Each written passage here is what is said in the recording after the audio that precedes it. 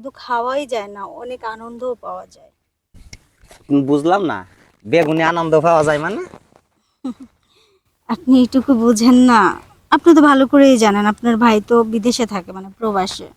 আমি তো বাড়িতে একাই থাকি। ও, এইবার বুঝেছি। ওই প্রবাসে যারা থাকে তাদের বউদের শুধু বেগুনই লাগে।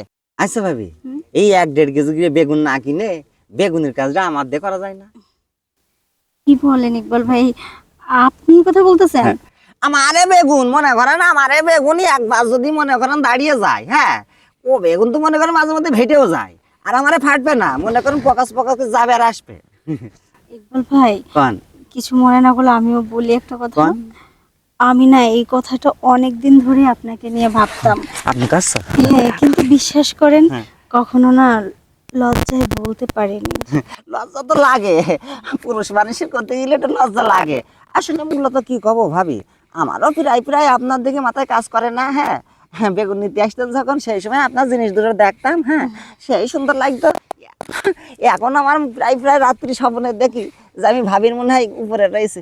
যাক ভাবি, ওই সব কথা কি লাভ নাই, যেহেতু আপনি আমার কথায় রাজি হয়েছেন, আমার আশাটা আপনি পূরণ করবেন, তা চলেন। হ্যাঁ, আজকে এখানে? আমার বেগুনটা নিয়ে দেখেন।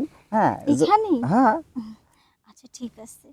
হ্যাঁ, কিন্তু তখন কিন্তু আমার সব সময়ই লাগবে। ওই সেটাই করতে গেলাম, আমার বেগুন আজকে নিয়ে দেখেন। হ্যাঁ, যদি আপনার সুখ থাকে আমি প্রায় প্রায় আপনার বাড়িকে দিয়ে আসলাম, সমস্যা কি?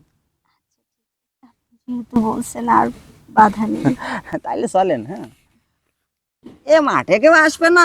হ্যাঁ, আরে ইকবাল ভাই, আপনি দেখি অনেক আদর করতে পারেন। এতদিন কোথায় ছিলেন আপনি?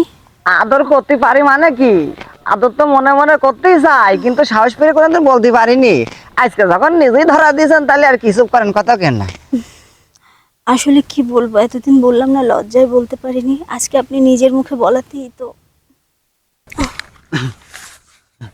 যাক ভাবি, মোটামুটি আমার আজকে খুব সুখ ঠেকলো। হ্যাঁ, আপনারও যদি ফিরাই ফিরাই দরকার হয় আমি তো আছি। হ্যাঁ, আর বেগুন টেগুন কেনার দরকার নেই। ঠিক আছে, বেগুন দিয়ে কি করবো, আজকে থেকে তো আপনি আছেন। আচ্ছা, যাই ঠিক আছে। আমি। আচ্ছা,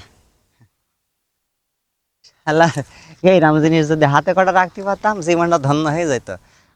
জামানে